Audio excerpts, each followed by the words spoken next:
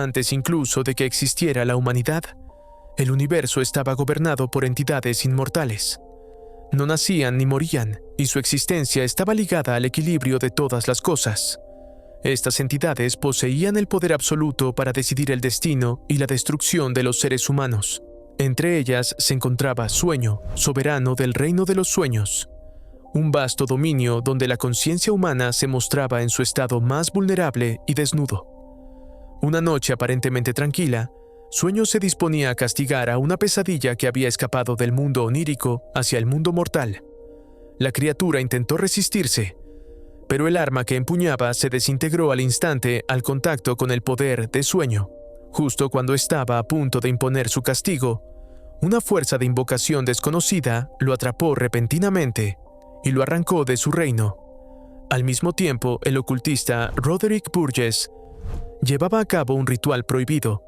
Su intención era invocar y aprisionar a la muerte para obligarla a devolverle la vida a su hijo fallecido. Consumido por el dolor, utilizó su propia sangre y el lenguaje de los ángeles como catalizadores del hechizo. Sin embargo, el destino intervino de forma cruel. La entidad invocada no fue la muerte, sino Sueño. Forzado a atravesar planos y tiempo, Sueño llegó debilitado y perdió el conocimiento por un breve instante. Aprovechando ese momento, Roderick ordenó a su hijo Alex Burgess que tomara la bolsa de arena creada por Sueño, un artefacto que contenía una parte fundamental de su poder. Dentro de ella se encontraba un rubí antiguo, el Dreamstone, que almacenaba miles de millones de años de energía divina. Al ver que Sueño permanecía inmóvil, Roderick decidió actuar por cuenta propia y también se apoderó de su yelmo. No contaba con que el cuervo negro de Sueño, Matthew, aún conservaba conciencia. Aprovechando un descuido, logró escapar del lugar. Despojado de sus objetos sagrados, Sueño quedó completamente indefenso. El Señor de los Sueños, una entidad eterna, fue encerrado por un simple mortal dentro de un círculo mágico. Su ausencia provocó consecuencias devastadoras en el mundo humano. Los sueños se volvieron caóticos. Algunas personas cayeron en un sueño profundo del que jamás despertaron, mientras que otras perdieron la capacidad de dormir para siempre. A pesar de las señales de desastre, Roderick no mostró intención alguna de liberar a Sueño. Incluso la pesadilla que había sido castigada anteriormente, el Corintio, se presentó ante él. Esta criatura no solo le enseñó cómo utilizar los artefactos divinos de Sueño, sino que también le explicó cómo mantenerlo prisionero de forma permanente. Temiendo una futura venganza, Roderick siguió el consejo del Corintio y encerró a Sueño en una jaula de cristal especial, ubicada dentro de su mansión. Además, impidió que pudiera escapar a través de los sueños de otras personas. Durante años, Sueño permaneció cautivo. Los guardias del lugar eran obligados a consumir estimulantes en dosis extremas para evitar quedarse dormidos. Durante una década completa, Roderick acudía diariamente a exigir que Sueño devolviera la vida a su hijo muerto. Sin embargo, los dioses no conceden favores que van más allá de los límites humanos. Sueño nunca respondió, permaneciendo en absoluto silencio. Aunque no logró resucitar al hijo de Roderick, el hechicero se benefició indirectamente del poder de Sueño. Se volvió cada vez más rico y recuperó su juventud.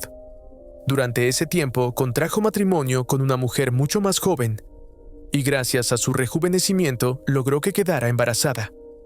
Sin embargo, la muerte de su hijo mayor seguía siendo una herida abierta. Su obsesión llegó a tal punto que incluso deseó que su esposa abortara. Incapaz de desprenderse del rencor hacia el pasado, Alex Burgess, al notar que su padre estaba cada vez más corrompido por el poder y la ambición, descendió en secreto al sótano para intentar llegar a un acuerdo con Sueño. Su intención era liberarlo, esperando que a cambio ayudara a su padre. Sueño permaneció distante e imperturbable, observando la fragilidad humana sin intervenir. Alex fue descubierto antes de lograr su objetivo, y Roderick, enfurecido, atacó brutalmente a su propio hijo en un intento desesperado por proteger a su esposa y al hijo que esperaba. En medio del caos, la joven esposa de Roderick aprovechó la confusión para huir, llevándose consigo los artefactos de Sueño y sus riquezas. Al mismo tiempo, el cuervo Matthew, que había permanecido cerca durante años esperando su oportunidad, regresó al castillo cuando éste comenzó a sumirse en el desorden. Al ver el humo y el caos, supo que el momento había llegado. Se lanzó al interior y descendió hasta la celda subterránea, guiado únicamente por su memoria. Cuando Matthew apareció, Sueño sintió su presencia. Una expresión que no había mostrado en años cruzó su rostro. El cuervo se lanzó contra la jaula de cristal, dispuesto a sacrificar su vida para liberar a su amo. Sin embargo, fue abatido de un disparo. El responsable fue Alex, el mismo joven que había prometido ayudarlo. Roderick llegó de inmediato, comprobando que la jaula seguía intacta. Sueño observó el cuerpo sin vida de su fiel cuervo y luego fijó su mirada en los dos humanos frente a él. Por primera vez, la ira comenzó a manifestarse. Sin los artefactos y sin el control que creía tener, Roderick perdió toda ventaja.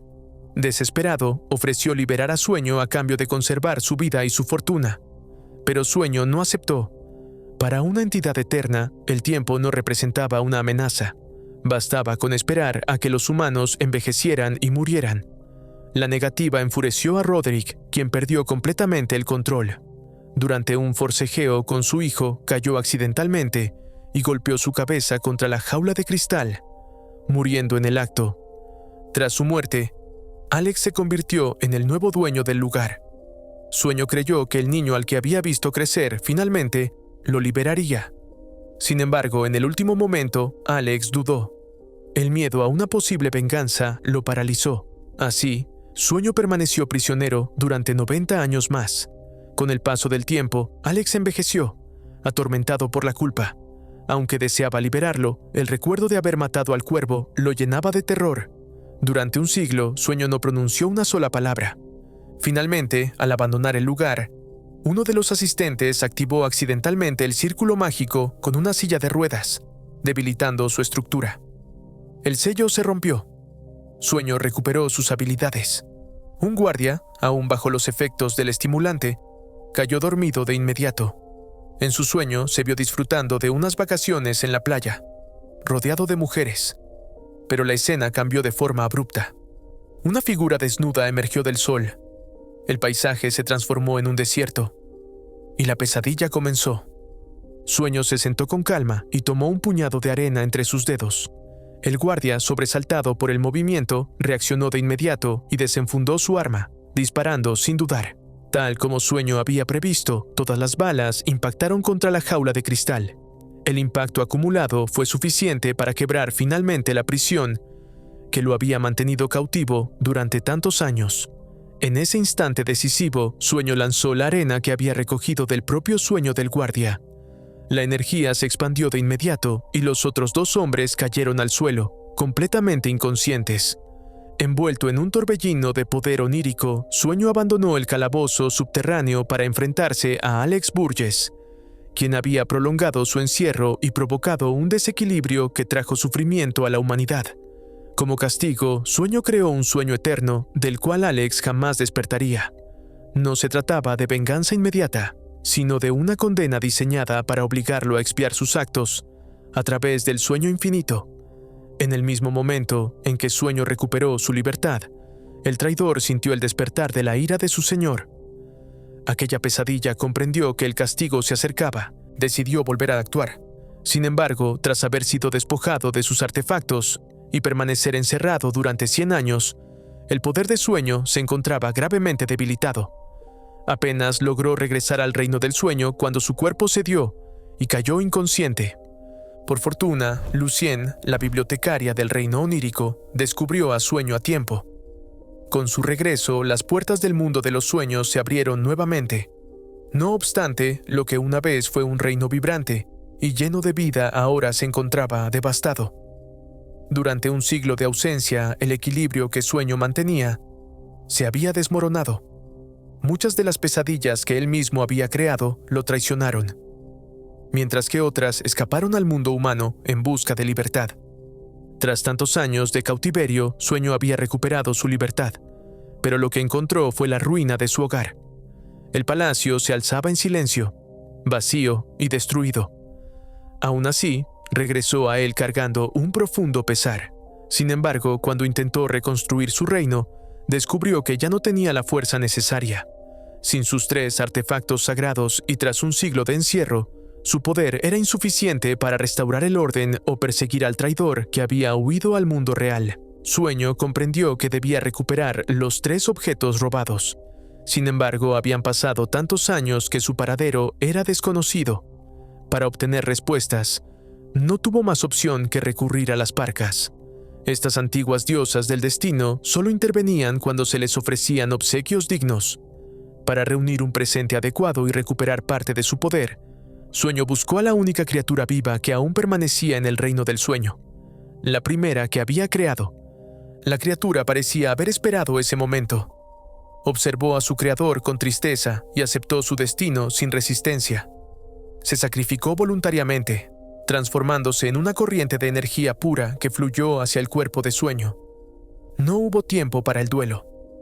Con la energía recuperada, Sueño se adentró en el río del sueño, un flujo infinito que contenía los sueños de toda la humanidad. Sin embargo, tras un siglo de abandono, el río estaba infestado de pesadillas. Su recorrido se volvió extremadamente peligroso y estuvo a punto de escapar a su control. Aún así, Sueño logró extraer varios símbolos de distintos sueños.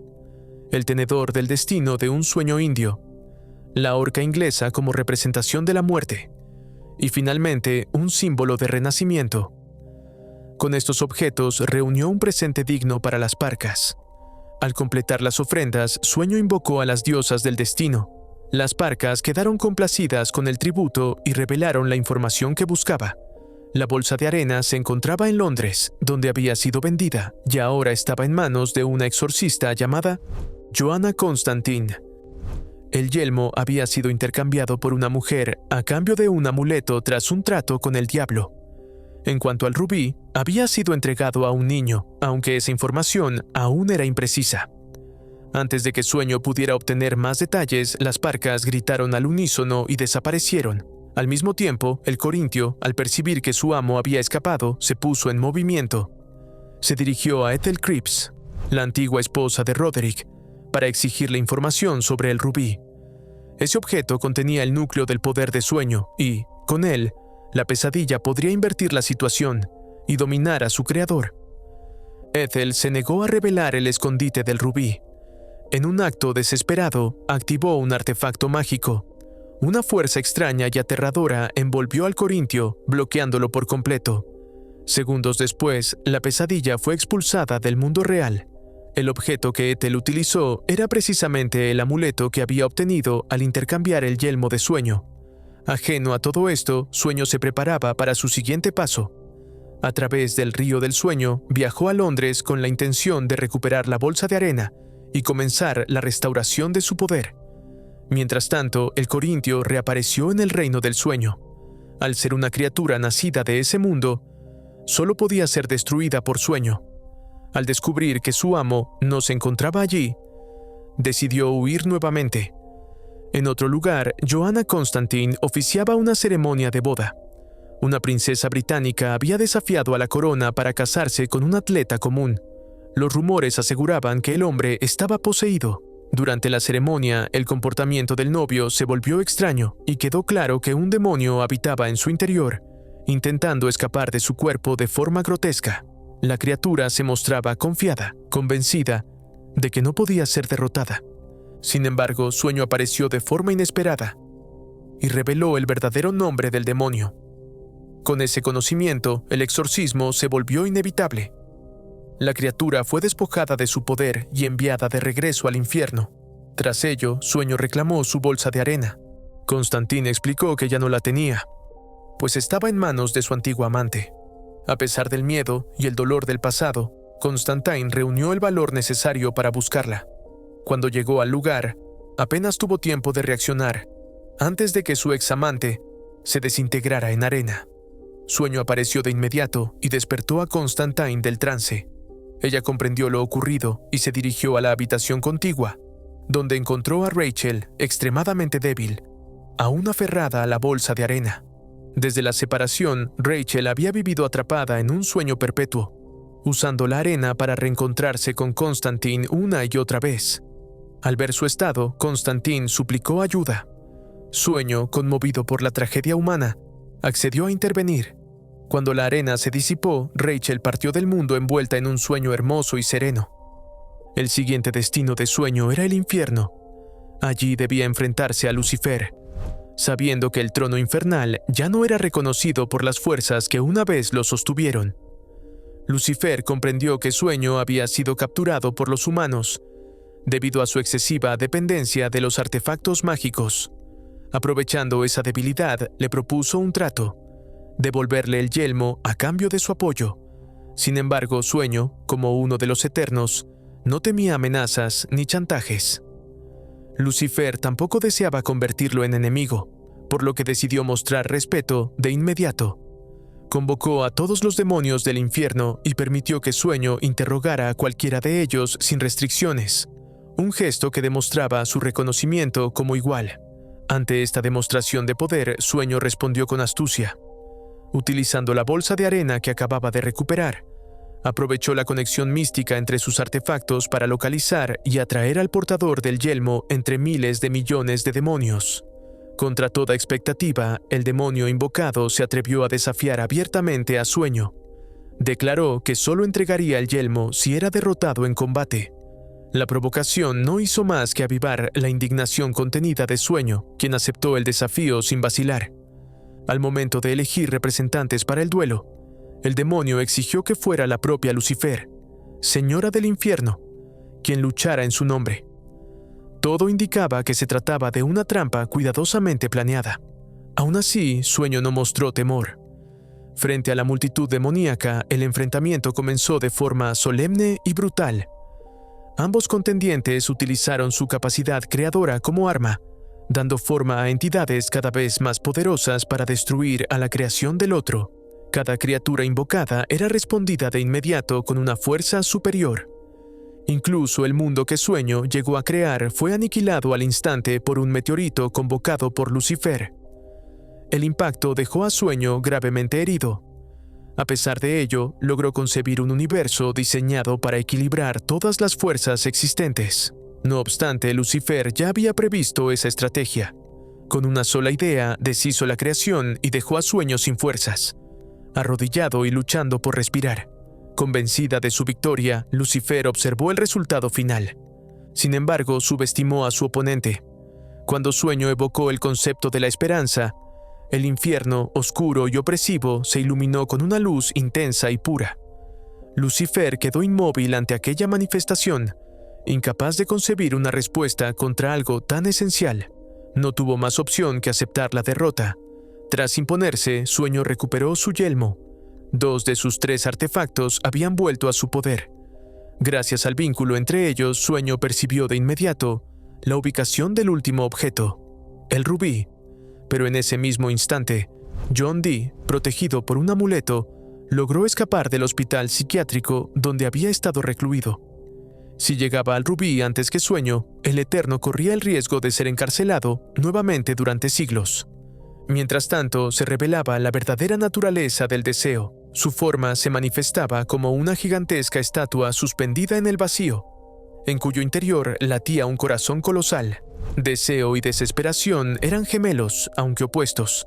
Desesperación tenía la apariencia de una joven de figura robusta, cuya presencia transmitía abatimiento y vacío. Deseo, en cambio, poseía innumerables rostros y una belleza irresistible para todos, excepto para Sueño.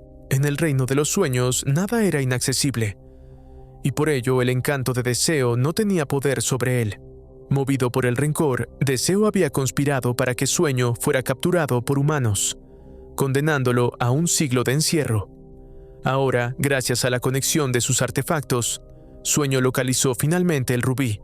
Sin embargo, al intentar tocarlo, fue repelido violentamente por su propio poder. En ese mismo momento, John Dee llegó al lugar, recogió el rubí del suelo y se marchó sin prisa. Solo entonces Sueño comprendió que el artefacto había sido alterado.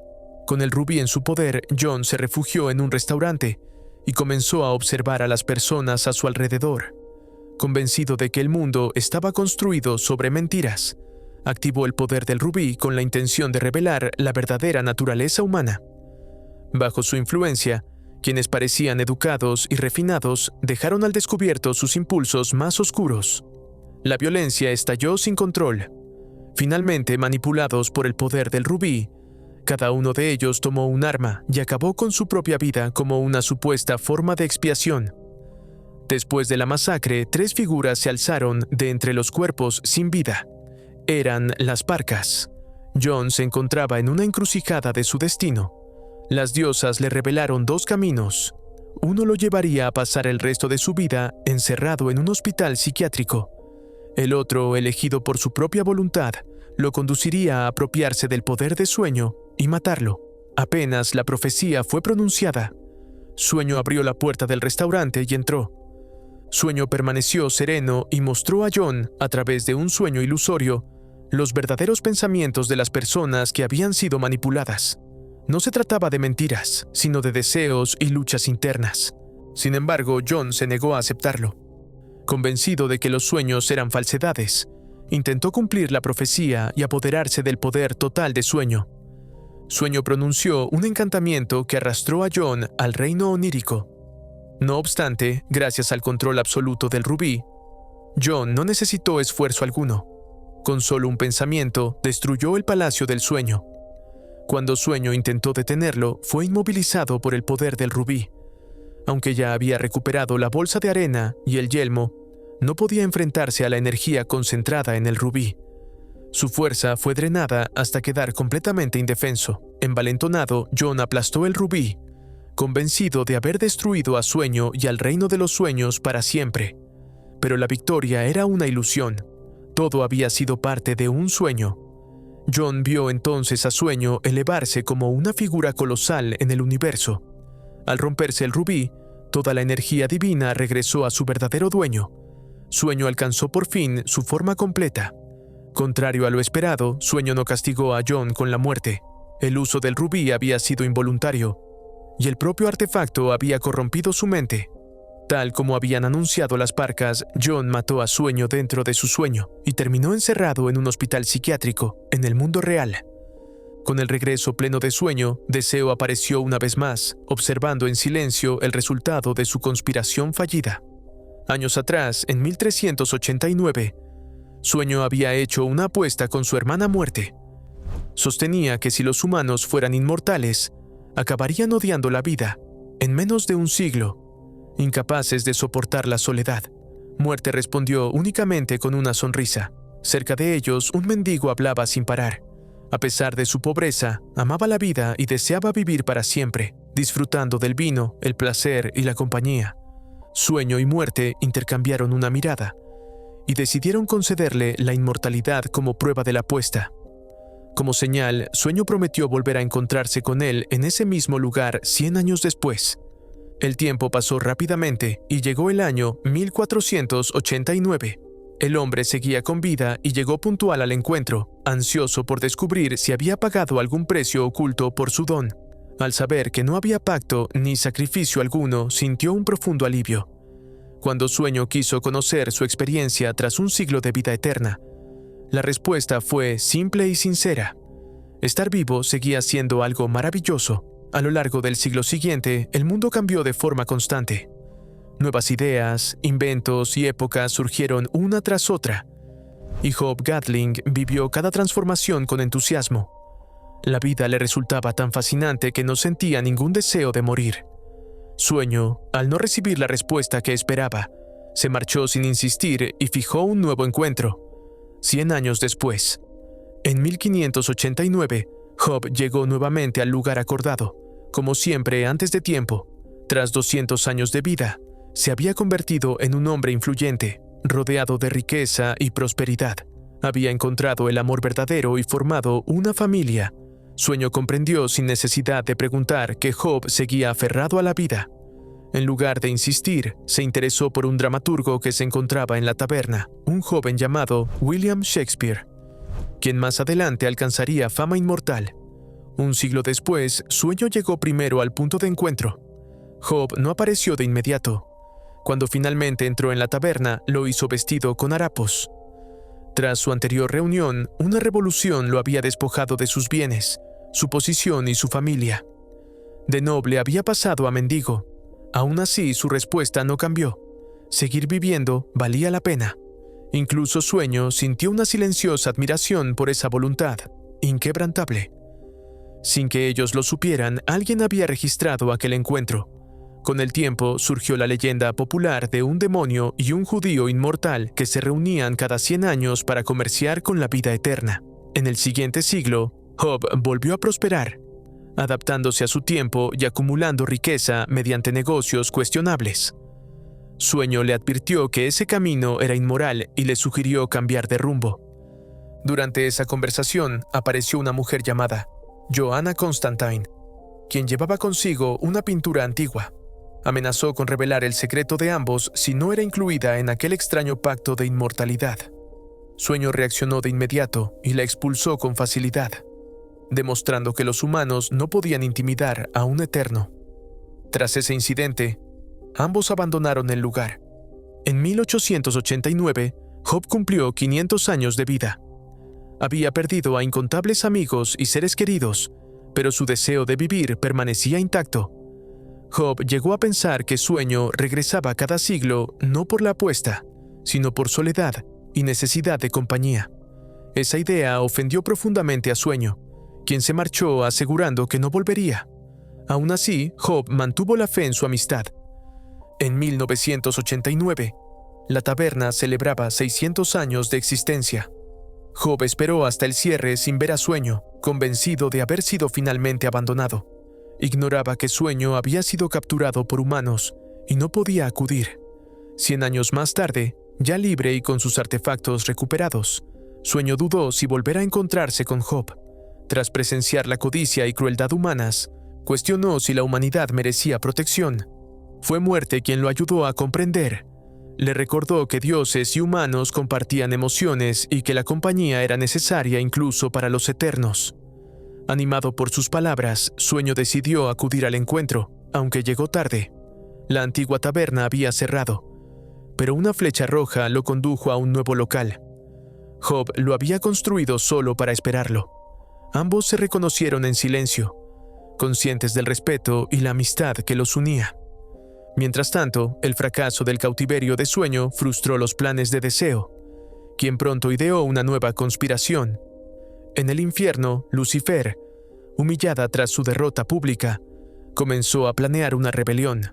Junto a Desesperación, envió una alma muerta a infiltrarse en los sueños de una mujer llamada Rose Walker. Al reencontrarse con su difunto esposo en sueños, Rose quedó embarazada, y el hijo concebido en el mundo onírico comenzó a manifestarse en la realidad. Este fenómeno era consecuencia del caos generado durante el encarcelamiento de Sueño. El límite entre sueños y realidad se había debilitado, dando origen a un vórtice de sueños capaz de arrastrar a otros. Rose se convirtió en su centro, afectando también a su entorno cercano. Cuando Sueño regresó a su reino, no prestó atención inmediata, hasta que el vórtice comenzó a expandirse sin control. El corintio aprovechó la situación para acercarse a Rose, con la intención de usar el vórtice para escapar definitivamente. Sin embargo, Sueño apareció y al comprender que su creación había sido corrompida, acabó con la pesadilla. Aún así, el vórtice continuó creciendo y comenzó a fracturar la realidad misma. Finalmente se reveló la verdad. Unity Kincaid, la abuela de Rose, era el vórtice original. Durante la desaparición de Sueño, ella había caído en un sueño eterno y había dado origen a la línea que transmitió ese poder. Unity comprendió que la única forma de salvar ambos mundos era sacrificarse. Al destruir el vórtice, su vida terminó y su esencia se fundió con el reino del sueño. Rose quedó liberada y pudo regresar a una vida normal. Sueño entendió entonces que Deseo había estado detrás de todos los acontecimientos. Se enfrentó a él y lo advirtió de no volver a interferir, amenazando con entregarlo a muerte. Aún así, Deseo no mostró temor alguno. Poco después, Destino convocó a todos los Eternos. Algo se aproximaba. Delirio apareció por primera vez, ocupando su lugar entre ellos. Aunque el futuro estaba escrito, ni siquiera Destino podía comprender del todo la calamidad que se avecinaba. El equilibrio de los Eternos estaba a punto de ponerse a prueba. Esto le resultó profundamente incómodo a Sueño. Solo por una profecía imprecisa, la reconstrucción de su reino volvió a retrasarse. Deseo aprovechó el momento para intervenir y delante de todos los eternos lo provocó con crueldad aludiendo a un antiguo romance. Esas palabras reabrieron una herida que Sueño había intentado enterrar. El tiempo retrocedió 10.000 años. Nada era una reina ancestral de la humanidad, conocida por soñar no para sí misma, sino para crear una utopía sin pobreza ni guerra. En la realidad también luchaba por volver ese ideal algo posible. Esa nobleza fue lo que capturó la atención de Sueño. Él comenzó a visitarla una y otra vez en sus sueños, hasta que finalmente le reveló su verdadera naturaleza y se dejó arrastrar por el deseo de estar a su lado. Nada entendía que la unión entre un humano y un eterno podía traer consecuencias terribles, pero el amor terminó por imponerse a la razón y aceptó el vínculo. Poco después, un meteorito cayó del cielo y la ciudad de Nada se convirtió en cenizas junto con su gente. Ella interpretó aquello como un castigo divino. Consumida por el dolor, eligió el exilio, decidida a apartarse de Sueño. Esa decisión lo hirió de forma feroz. Para él, era como si ella prefiriera la condena antes que permanecer con él. Nada renunció a cualquier posibilidad de trascender y se internó en el infierno como penitencia. Consciente de que el daño era, en parte, consecuencia de su propio egoísmo, Sueño decidió regresar al infierno para rescatarla. Antes de ir, envió a su emisario Caín con un mensaje formal para Lucifer, anunciando su llegada. Lucifer, que aún no olvidaba la humillación de la derrota pública ante Sueño, reaccionó de inmediato. Convocó a los demonios y preparó una recepción que no era bienvenida, sino una emboscada. En cuestión de segundos, un círculo ígneo apareció junto a Caín y lo expulsó de vuelta al reino del sueño. Él advirtió a su señor que el infierno era una trampa abierta. Sueño no se detuvo. Se cubrió con su máscara, tomó arena en la mano y se lanzó como un torbellino hacia el abismo.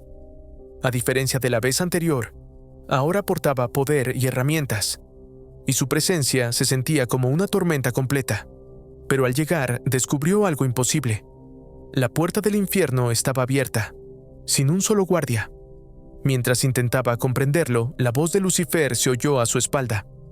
Sueño se quitó la máscara, preparado para cualquier choque. Lucifer reveló entonces que había vaciado el infierno. Se llevó a los demonios, las almas y también a Nada. Tras eones gobernando aquel lugar, ya no tenía interés en seguir cargando con una tarea ingrata. Nunca había permitido que el infierno fuera una excusa para que los demonios destruyeran el mundo humano. Pero la humanidad siempre lo odiaba como si toda maldad naciera allí. Cansada y frustrada, abrió la última puerta y mostró un arma antigua. Quería que Sueño le cortara las alas de ángel, como un acto final de ruptura con su antigua naturaleza. Sueño se acercó y cumplió. En el instante en que lo hizo, Lucifer cambió por completo el tono. Juró no dañarlo y le entregó la llave del infierno. A partir de ese momento, Sueño quedaba como dueño de la puerta y, por extensión, responsable de lo que siguiera. Era una venganza elegante. El infierno era el reflejo oscuro del cielo y, a la vez, uno de los territorios más difíciles de gobernar. Lucifer se marchó sin mirar atrás, dejando a Sueño con una carga capaz de desatar conflictos con innumerables poderes. Sueño acudió a Muerte para decidir qué hacer. Ella le explicó que las criaturas del infierno comenzarían a presionar hacia el mundo, y que, si no se actuaba pronto, otros dioses buscarían enfrentarse con él. Solo había dos caminos: gobernar el infierno personalmente o entregar la llave a un nuevo soberano confiable. Tras decirlo, Muerte se retiró, dejando la decisión en manos de su hermano. Antes de que Sueño pudiera ordenar sus ideas, un estruendo anunció la llegada de visitantes. Al abrir la puerta, su palacio se transformó en un punto de reunión para dioses, entidades y enviados de múltiples reinos. No venían solo por cortesía. El trono del infierno estaba vacío y todos querían ocuparlo. Lucien organizó la recepción con frialdad impecable. Hubo criaturas impulsivas que intentaron tomar el control por la fuerza, pero bastó un gesto de Sueño para que retrocedieran, comprendiendo que estaban ante un eterno que no necesitaba gritar para imponer respeto. La jornada avanzó hasta la noche y la mansión se convirtió en una especie de banquete diplomático.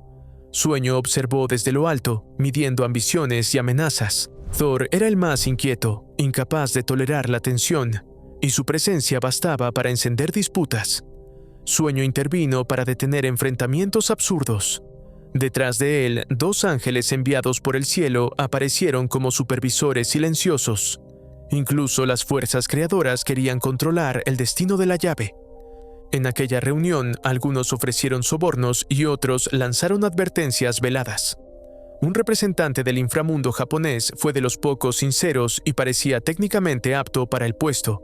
Sin embargo, Odín interceptó el camino de Sueño con una carta difícil de ignorar. Asgard temía el futuro tras el Ragnarok, y el infierno podía convertirse en refugio.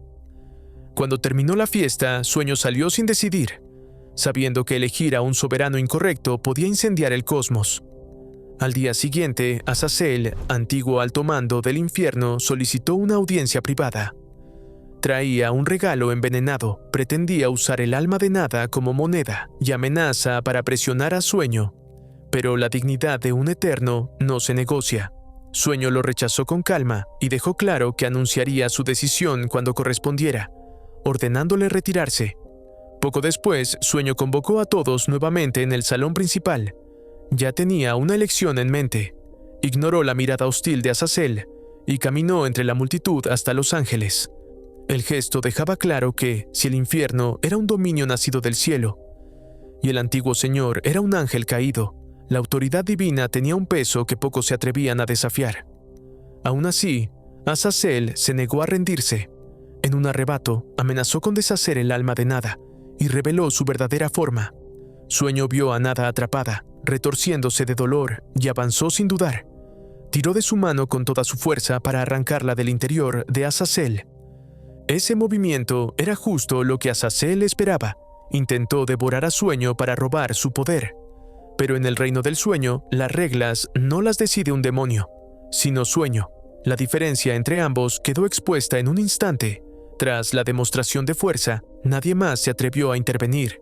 Cuando los invitados comenzaron a marcharse, Thor apareció llevando a Loki atado.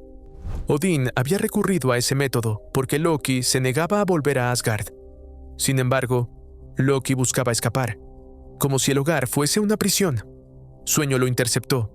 Loki ofreció cualquier cosa a cambio de no ser devuelto. Sueño aceptó hacer un engaño, creando un sustituto para confundir a Odín, pero fijó un precio.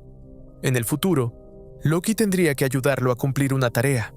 Con el asunto del infierno contenido, Sueño buscó por fin a Nada, pero tras 10.000 años de tormento, ella ya no guardaba el mismo sentimiento. Sueño entendió que insistir sería prolongar su infierno personal. Aún con la culpa ardiendo, se contuvo. No la detuvo. La vio marcharse hacia el mundo humano, iniciando otro ciclo de vida. En el reino del sueño comenzó a llover, como si el cielo reflejara la pesadumbre de su soberano. En ese clima, Matthew llegó con un mensaje urgente. El guardián dragón había capturado a un intruso. Sueño acudió a la entrada y descubrió que era su hermana, Delirio. Tras la desaparición de Destrucción, ella había ido decayendo hasta enfermar. Además, el dominio de Destrucción había quedado sin dueño, lo que podía traer desastres al mundo. Delirio entregó una lista con los nombres de 3 personas cercanas a Destrucción. Quizá ellas podían revelar su paradero. En una isla remota, Destrucción llevaba 1000 años desaparecido, aislado, dedicado a su arte y desentendido de todo. Mientras tanto, Sueño y Muerte caminaron por el mundo humano buscando a un inmortal. Se trataba de Bernard, que había vivido siglos, aunque seguía siendo humano. Ante la presencia de Muerte, incluso alguien marcado por una vida prolongada, comprendía que ninguna voluntad podía desafiar eternamente lo inevitable y que, cuando el destino lo reclamaba, no quedaba más que partir bajo su guía. No mucho después, Sueño llamó a la puerta de Bernard. Sin embargo, quien abrió no fue él, sino su hijo. Al enterarse de que Bernard había fallecido hacía menos de media hora, Sueño sintió el impulso inmediato de retirarse.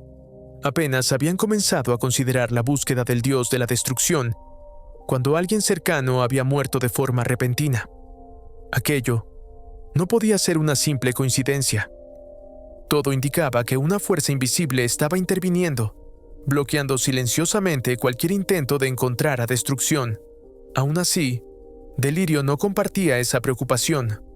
Con su mente fragmentada e ingenua, estaba convencida de que se trataba solo de una casualidad. Ante la súplica de muerte, Sueño no tuvo más opción que continuar con la búsqueda. El siguiente objetivo era Ishtar, la diosa del amor y la danza. Sus seguidores casi habían desaparecido y aquel pequeño bar se había convertido en su último refugio. Ishtar no recibió bien a Sueño. 2000 años atrás había vivido un amor intenso con destrucción. Pero Sueño había considerado que ella no era digna de su hermano y había intervenido en secreto para separarlos. Mientras Ishtar se preparaba para salir al escenario, no notó que las cortinas comenzaban a moverse sin viento, como si estuvieran impregnadas de fuego invisible. Ishtar utilizó la poca energía que le quedaba para ofrecer su mejor actuación. El público observaba hipnotizado, sin percatarse de que el lugar estaba a punto de arder. Gracias a su resistencia a la magia, Sueño logró salvar a Delirio justo antes de que la tragedia se consumara. Aquello confirmó sus sospechas. Nada de lo que estaba ocurriendo era accidental. Comprendiendo que continuar la búsqueda solo traería más víctimas, Sueño decidió detenerse. La reacción de Delirio fue inmediata. Su frágil equilibrio emocional se quebró por completo. Al ver el rostro frío de Sueño, expresó un profundo rechazo hacia lo que consideraba una familia cruel y sin sentimientos. Tras ello, regresó a su propio reino. Aquella ruptura era consecuencia directa de los errores de Sueño y el precio a pagar sería alto. El tiempo retrocedió 300 años, hasta el día de la boda de Orfeo, hijo de Sueño. Los Eternos acudieron para bendecir la unión, aunque Destino mostraba una inquietud imposible de ocultar. Bajo la mirada del dios del matrimonio, Orfeo y su esposa quedaron unidos. Durante el banquete, Sueño, incapaz de disfrutar de la celebración, permaneció apartado.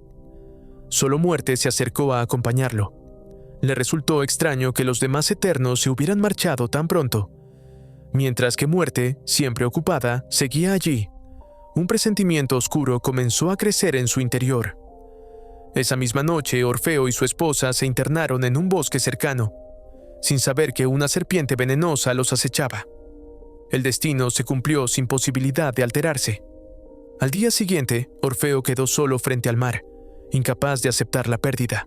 Convencido de que su esposa no había muerto, sino que simplemente había partido al inframundo, suplicó a su padre que intercediera ante Hades, incluso ofreciendo su propia alma a cambio. Sueño se negó. Ante la negativa, Orfeo reaccionó con desesperación y amenazó con romper todo lazo entre ambos. Cegado por el dolor, Orfeo se dirigió a un acantilado, convencido de que al lanzarse podría reunirse con su amada. En ese momento, la voz de destrucción resonó, burlándose de su ingenuidad, pero señalándole un camino. En la familia de los Eternos, Muerte era la más cercana al inframundo. El terreno se abrió, revelando un paso imposible. Orfeo cruzó el fuego y llegó a un lugar tranquilo, donde Muerte lo esperaba. Aunque gobernaba la muerte, ella no podía sacar almas del inframundo por voluntad propia. Sin embargo, ante la insistencia de Orfeo, le otorgó un don, la inmortalidad, permitiéndole entrar y salir del inframundo sin temor. Orfeo descendió entonces al reino de Hades. Aquel lugar estaba repleto de almas esperando su renacimiento, y encontrar a una sola entre la multitud era casi imposible. Hades percibió la presencia de un ser vivo y, aun reconociendo su origen, se negó a devolverle a su esposa. El inframundo no ofrecía segundas oportunidades. Orfeo fue conducido por un sendero alterno, seguido por la sombra de su esposa. Tras un largo recorrido, una luz apareció ante él, pero justo entonces escuchó la voz de su amada detrás. Desesperado, Orfeo se adentró en territorio prohibido y fue atacado por las furias, quienes lo despedazaron sin piedad. A la mañana siguiente, Sueño encontró la cabeza inmortal de Orfeo en la orilla del mar. El regalo de Muerte se había convertido en una condena eterna. Orfeo suplicó a su padre que le concediera una muerte definitiva, pero Sueño se negó. La familia de los Eternos tenía una ley inviolable. No podían destruirse entre ellos. Orfeo debía cargar con las consecuencias de sus decisiones. Sueño se marchó sin mirar atrás. Tiempo después, Sueño buscó a Delirio y, tras una sincera disculpa, obtuvo su perdón. Ambos retomaron la búsqueda de destrucción, decididos a no involucrar más inocentes. Destino, consciente de sus intenciones, explicó que cada Eterno poseía habilidades únicas y que solo un profeta podía revelar el paradero de Destrucción. Sueño comprendió entonces que Orfeo también tenía ese don. Para protegerlo, recurrió a Johanna Constantine y trasladó la cabeza de Orfeo a una isla en Grecia, confiándola al cuidado de unos monjes. 3 siglos pasaron sin que Sueño regresara. Casi había olvidado a su hijo. Sin embargo, la necesidad de encontrar a Destrucción lo llevó finalmente a esa isla. El templo estaba en ruinas, y los guardianes eran descendientes de los monjes originales. Orfeo, que había anticipado su llegada, comenzó a comprender el sufrimiento de su padre. Cuando Sueño explicó su propósito, Orfeo reveló que Destrucción vivía en la isla opuesta, convencido de que Sueño jamás regresaría a aquel lugar debido a su pasado. Poco después, un pequeño perro parlante apareció. Durante la reunión, Sueño recriminó a Destrucción por abandonar sus responsabilidades, recordándole las muertes causadas por su ausencia. Destrucción, más sereno de lo esperado, explicó que había descubierto la belleza del mundo humano y que ya no deseaba formar parte de la frialdad de los Eternos. Aceptó marcharse una vez más, dejando al perro bajo el cuidado de Delirio. Al día siguiente, Sueño regresó al templo. Había prometido a Orfeo concederle la muerte cuando todo terminara. Sin embargo, cuando llegó el momento, el dolor fue insoportable. Aún así, cumplió su promesa. Exhausto, Sueño volvió a su palacio y encargó a Lucien los rituales finales. Mientras el llanto lo consumía, las parcas percibieron una alteración en el destino. Un Eterno había quebrantado la ley suprema de la familia al matar a su propio hijo. El castigo era inevitable. Espero te haya gustado el video.